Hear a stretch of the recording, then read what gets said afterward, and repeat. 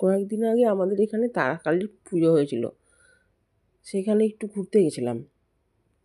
খাবারের দোকান বলতে এগরোল, চাউমিন, ফুচকা, মোমো, পাপড়ি চাট, ঘুগনি চপ, পাঁপড় ভাজা, বাদাম, জিলাপি, এইগুলোই আর কি।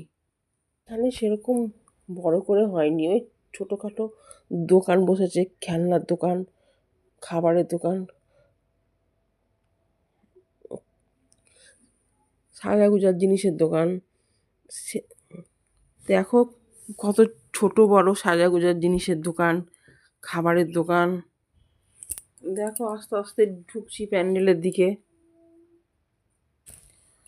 তারাকালীর মন্দিরটা খুব সুন্দর করেছিল, দেখো সামনে লাইটিং দিয়ে প্যান্ডেলটা খুব সুন্দর করেছিল লাইটিং দিয়ে। প্যান্ডেলের ভিতরটা খুব সুন্দর করে সাজিয়েছিল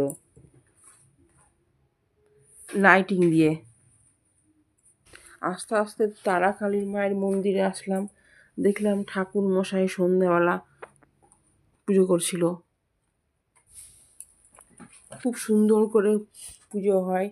এই পুজো 2-3 দিন থাকে। মেলায় অনেক লোকজন আসে। এই তারাকালী মায়ের খুব জাগ্রত মন্দির।